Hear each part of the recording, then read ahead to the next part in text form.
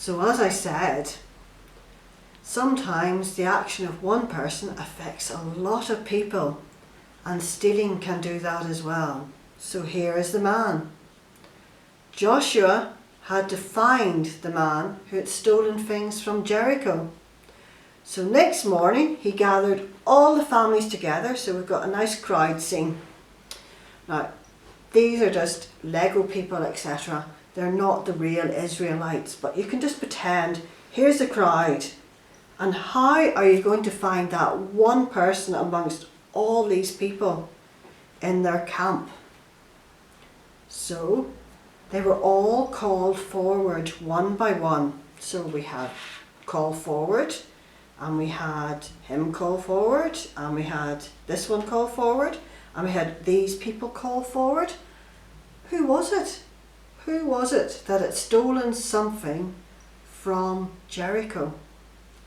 Every family had come forward, and God chose the one who was guilty. Can you remember who it was? Can you remember? Let's see if we can highlight him. Maybe we'll just raise him up. There we go. Highlighted already. He was called Achan. And what had he done? Do you remember what he had done? Remember that nice load of jewels and things we saw? He had taken some things from it. And those of you who are reading the Bible can find out what he took. And that's in chapter 7. So, Achan had to be punished. Joshua asked him, well, what have you done?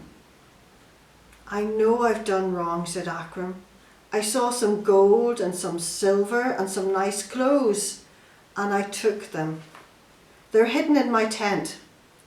So they sent men. Let's see, we'll have a couple of men who can go. They're going over to the tent, and they looked in the tent, and what do they find? They find the gold and the silver and the cloth that Achan had stolen. So he had done wrong and had to be punished before God would support the Israelites again. Achan thought he could hide what he had done. And he did. He managed to hide it from all the people. But there was someone who could see everything and knows everything about it as well. And who's that person? That's right, God. God knew, and Achan was punished for what he had done. When we sin, we may think that nobody knows about what we've done, but God always knows what we've done. We cannot hide our sin from God. Stealing is wrong, and it hurts other people. God will help us to stop from sinning. He will help us not to steal. He will help us to be content with what we have. So enjoy the things that you have done, the things that you have, and obey God's command. Do not steal. Remember the 8th commandment.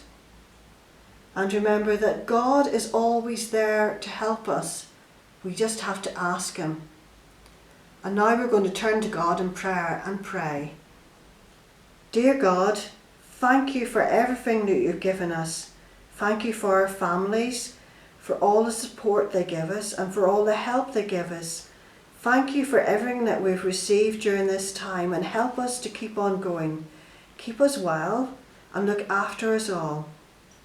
And help us to listen to your commandments and obey them. Help us to enjoy all that we have and all that we do and be content. Amen. And now we're going to sing a couple of songs which you'll find on the clips down below. The first one is God's Great Family. So I hope you have a good sing, because that reminds us of all the good things that God has given us as part of his great family. And then the next one is Jesus, you're my superhero, because obviously we've got all these superheroes here, and it's good to remember who the best superhero is and have a good bop and dance around the room. Okay, and I'll see you shortly then for the craft.